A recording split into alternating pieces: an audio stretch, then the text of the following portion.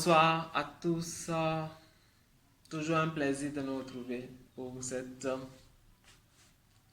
leçon numéro 26. Voilà, nous sommes en train de voir depuis quelques temps comment il faut grandir et il faut ressembler à Christ. Voilà, donc c'est vraiment, nous avons vu à la leçon 25 que c'est l'objectif de Dieu pour nous. Nous puissions être semblables à Christ. Nous soyons semblables à Christ et transformés par les difficultés. Même dans les difficultés, Dieu nous transforme. Et nous allons voir aujourd'hui grandir dans la tentation. Voilà, nous sommes à notre leçon 26 et nous lisons chaque 1 verset 12. Heureux l'homme qui supporte patiemment la tentation, car après avoir été éprouvé, il recevra la couronne de vie que le Seigneur a promise à ceux qui l'aiment. Voilà. Donc, très important, la tentation nous transforme aussi. Voilà, chaque tentation est une occasion de faire le bien. Même la tentation peut vous aider à grandir spirituellement. Parce qu'elle vous donne l'occasion de choisir entre le bien et le mal. Elle présente l'âme préférée de Satan pour vous détruire. Mais le Seigneur veut l'utiliser pour vous faire grandir. Chaque fois que vous choisissez de faire le bien au lieu de pécher, vous grandissez dans votre ressemblance à Christ. Wow. Galates 5 versets 22 à 23. Le fruit de l'esprit. Voilà, donc nous allons voir là-bas les qualités du caractère de Christ. Voilà, dans le fruit de l'esprit. Galates 5 versets 22 à 23. Le fruit de l'esprit, c'est l'amour, la joie, la paix, la patience, l'amabilité, la bonté, la fidélité, la douceur, la maîtrise de soi. Donc ces 9 qualités développent le plus grand commandement et décrit bien Jésus-Christ. Il est amour, joie, paix, patience et tous les autres fruits, parfaitement incarnés en une seule personne. Avoir le fruit de l'esprit, c'est être comme Christ. D'accord? Voilà, donc tous ces éléments seront mis à l'épreuve dans notre vie. Voilà. Comment le Saint-Esprit produira-t-il ces 9 fruits dans notre vie? Vous allez vous réveiller un matin ayant les 9 nouvelles qualités? Non, bien sûr que non. Les fruits grandissent et mûrissent toujours lentement. Il est important de connaître cette vérité spirituelle. Lorsque Dieu veut développer une qualité dans votre vie, il permet une situation où vous serez tenté d'exprimer le contraire de cette qualité. Voilà. Le développement de votre caractère passe toujours par un choix. Et la tentation vous donne justement l'occasion de faire des choix. De bons choix. Bien sûr. Par exemple, Dieu nous apprend à mettre en place autour de nous des gens ennuyeux. Il est facile d'aimer des gens charmants qui nous aiment aussi. Voilà. Le Seigneur nous enseigne la vraie joie dans les difficultés. Le bonheur dépend des circonstances extérieures, alors que la vraie joie est basée sur notre relation avec Dieu. Voilà. Donc Dieu développe sa paix en nous, non pas en réalisant tout ce que nous voulons, mais en permettant des temps difficiles. Voilà. Nous développons la paix de Dieu en choisissant de lui faire confiance, alors que nous aurions de bonnes raisons d'avoir peur ou de nous inquiéter. Donc il y a beaucoup de choses que nous pouvons dire sur ce sujet-là. Donc Dieu utilise des situations opposées à chaque fruit ou qualité pour nous donner un choix. Et le fait de faire le bon choix, le fait de prendre la bonne décision, alors qu'on aurait la possibilité de prendre une mauvaise décision, nous fait grandir et nous fait ressembler à Christ. Donc merci, shalom à tous. Et puis restez toujours pour la suite jusqu'à la fin de cette vidéo. Que le Seigneur vous bénisse.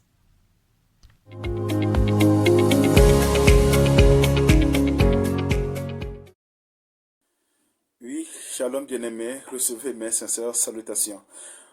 Oui, comme vient de le dire, grandir dans la tentation. Et il est très important de grandir dans la tentation. Nous passons des moments d'épreuve, nous passons des moments de tentation. Amen. Et il faut qu'on grandisse dans les tentations. Les tentations, c'est le Satan qui nous tente. Ce n'est pas Dieu, c'est Satan qui nous tente. C'est Satan qui nous pousse à la tentation. C'est pour cela la deuxième lettre de l'apôtre Paul au Corinthiens chapitre 2 verset 11, il dit: nous connaissons en effet fort bien ses intentions. Amen. Il nous tente. La Bible nous enseigne que Satan sur 4 étapes pour nous faire tenter. Amen. Première étape, il voit une envie en nous. Il appuie sur l'envie qui est en nous, notre pensée, notre désir qui est en nous. Il agit sur ça et il nous pousse à la tentation. Deuxième étape, il nous fait douter de la réalité, de la vérité. La troisième étape, il nous trompe, Satan nous trompe. Il va dire certaines choses, il y a certaines choses qu'on va croire, mais ce n'est pas de la vérité, c'est du mensonge. Il nous fait désobéir de la parole, il nous fait désobéir des ordres, des prescriptions de Dieu. Amen. S'il t'attend de nous voir une désir en nous, c'est que on veut parler de notre pensée. Et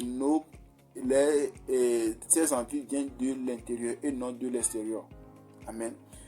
C'est pour cela l'évangile selon Marc, chapitre 7, verset 21 et 23, on va lire, il dit que car c'est du dedans, c'est du cœur des hommes que sortent les mauvaises pensées, les adultères, les débauches, les meurtres, les vols, les cupidités, les méchancetés, les fraudes, les dérèglements, les regards envieux, l'orgueil, la folie. Toutes ces choses sortent du dedans. Amen. Satan nous fait douter. Deuxième étape, il nous fait douter. Il nous pousse. Est-ce que si on fait ça là, bon, c'est du péché. Vous voyez, c'est du péché. Mais la Bible dit dans Hébreu chapitre 3 verset 12, il dit que prenez garde, mes frères, que personne parmi vous n'ait le cœur mauvais et incrédule au point de se détourner de Dieu vivant. Amen. De Dieu vivant. C'est Satan qui le donne.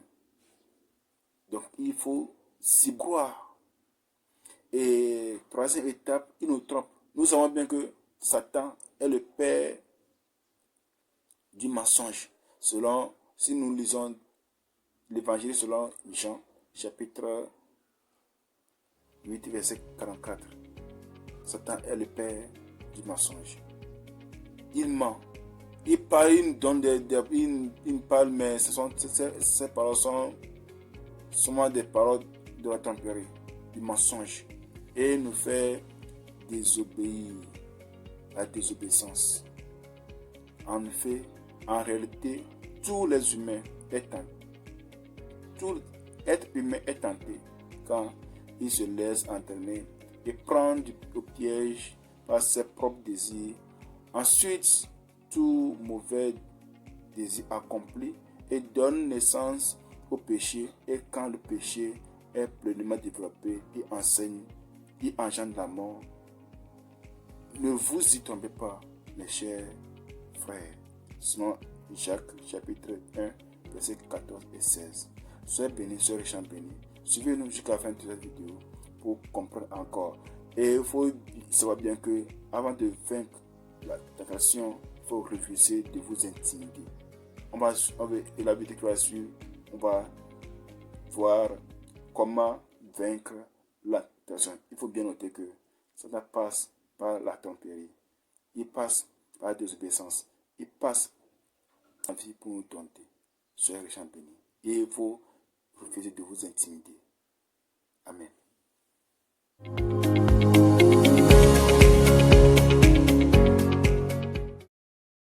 les bien-aimés, comment vous allez? Je vous espère bien portant dans le précieux nom du Seigneur Jésus-Christ. Moi, je vais bien, je bénis le Seigneur, ça va. Et aujourd'hui, 26e jour de notre campagne d'enseignement, nous parlons en fait de comment grandir dans la tentation. Comme l'a dit mes frères, la tentation est un moment en fait de faire du bien. Je vais aborder le sujet de comment vaincre la tentation. Nous devons savoir, bien aimé, qu'il est utile de connaître la stratégie de Satan, mais il faut surtout savoir comment vaincre la tentation. Nous devons d'abord refuser de nous laisser intimider par cette tentation-là. Beaucoup de chrétiens sont effrayés et découragés par les pensées tentatrices. Ils se sentent coupables de ne pas avoir dépassé ce stade. Ils ont honte d'être tentés. C'est une mauvaise compréhension de la maturité. Vous n'éviterez jamais la tentation.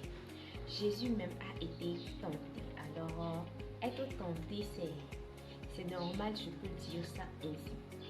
Dans certains sens, la tentation devrait nous rassurer parce que Satan ne tente pas ceux qui font déjà sa volonté, car ils sont déjà à lui, donc il n'a plus besoin en fait de les tenter. La tentation prouve que Satan vous hait. Ce n'est pas un signe de faiblesse ou d'attachement à ce monde.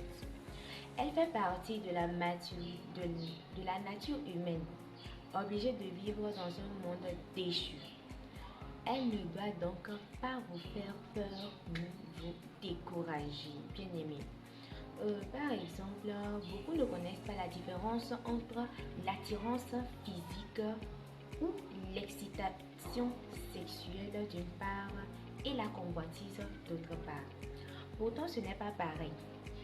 Dieu a donné à chacun de nous une sexualité et c'est bon. L'attirance est une réaction naturelle, spontanée et donnée par le Seigneur face à la beauté physique, alors que la convoitise est un acte délibéré de la volonté. On choisit de commettre en pensée ce que l'on aimerait faire avec son corps. Vous pouvez être attiré sans choisir de pécher en convoitant. Beaucoup de chrétiens, surtout des hommes, se sentent coupables lorsque les hormones que Dieu leur a données fonctionnent. Lorsqu'ils remarquent une jolie femme, ils pensent qu'il s'agit de convoitise et se sentent honteux et coupables. Mais l'attirance ne devient convoitise que si l'on y pense sans cesse. Alors nous devons reconnaître nos tentations habituelles et nous y préparer, c'est-à-dire nous préparer à faire face à ces tentations-là. Nous devons être plus sensibles à certaines situations qu'à d'autres. Des événements précis qui nous feront vite paniquer alors que d'autres n'auront aucune influence sur nous en fait. Nous avons des points faibles et nous devons apprendre à les connaître car Satan les connaît depuis longtemps. Il sait exactement ce qui nous fait tomber et il essaie tout le temps de nous enfoncer à travers ces faiblesses-là que nous-mêmes nous ne maîtrisons pas. Alors, nous devons nous connaître et éviter le plus possible les situations où nous sommes le plus tentés. La Bible nous répète souvent de nous préparer à réagir face aux tentations, ce qui diminue le danger.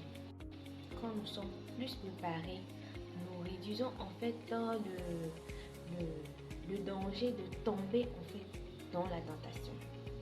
Paul nous avertit dans Éphésiens 4, verset 27. Ne donnez aucune prise au diable. Suivez les conseils des proverbes.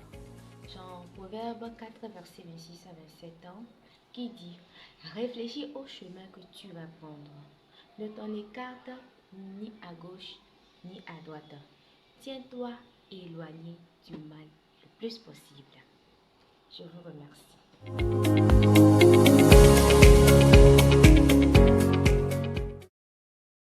Vous allez, je vous espère bien. Moi, de mon côté, pas mal. Je rends continuellement grâce à Dieu et j'espère que de votre côté, pas mal. Moi, c'est le frère Jean du mouvement J'aime Togo. Je ne suis jamais motivé par l'essentiel. Et suite à notre 40 jours d'enseignement et de prière, nous poursuivons avec nos enseignements et nos prières dans les groupes respectifs et nous sommes assurés que jusqu'à la fin, le Seigneur vous bénira autant que nous. Aujourd'hui, nous venons encore avec une nouvelle vidéo pour expliquer un aspect aussi très capital que les autres. Aujourd'hui, nous allons parler de grandir dans les tentations. Grandir dans les tentations, qu'est-ce que c'est? Nous devons essayer de développer cela. Okay. Donc la Bible nous dit de faire appel à la Bible nous dit que nous devons faire appel à tout temps au Seigneur pour pouvoir nous secourir, nous délivrer dans les tentations, pour pouvoir grandir dans les tentations au temps où les tentations devaient nous affaiblir, nous détruire, nous décourager, plutôt nous devons grandir en cela. Ouais. Si nous voyons le Père même de la foi, le Dieu, le Tout-Puissant, le Seigneur Jésus-Christ, quand il est venu sur la terre, bien que le diable avait su que c'est lui le Dieu qui ne pouvait pas accepter la tentation, il n'est pas épargné de la tentation. Si le Christ n'a pas épargné de la tentation, nous savons que ce n'est pas nous qui allons être épargnés. Nous aussi, nous sommes censés à soumettre aux tentations et que les tentations ne devaient pas nous décourager ou nous affaiblir, mais plutôt nous devait nous rendre plus forts. Voilà. Nous voyons que la Bible dit dans Hébreu que approchons-nous donc du trône de grâce et il nous donnera secours. Approchons-nous donc avec assurance du trône de Dieu et il nous donnera secours. Veut dire qu'au moment où nous savons que nous sommes délaissés, nous avons des problèmes, des particularités, nous devons faire recours au Seigneur, demander au Seigneur, voilà, j'ai ceci qui me dérange, secours-moi, et le Seigneur lui est prêt. Le Seigneur ne se fatigue jamais de nous secourir parce qu'il est créé. Il nous a créés à notre image et il est mort pour nous, il est ressuscité pour nous. À cause de nous, il est prêt à faire toutes choses. Donc, au moment où nous sentons que nous sommes dans les tentations et nous devons grandir, nous ne pouvons pas laisser que cela nous affecte, que nous devons grandir, nous devons retourner faire appel au Seigneur et le Seigneur lui-même nous donnera la victoire. Donc, c'est un peu ça, grandir dans les tentations. C'est aussi très capital. Dans Jacques, nous voyons, dans Jacques 12, la Bible parle cela de Hébreu, l'homme qui n'a pas aussi épargné de la tentation et qui est fort face aux tentations. C'est un homme aussi, comme nous, qui a été tenté, mais la Bible décrit très bien dans Jacques qu'il était plus fort dans les tentations. Voilà.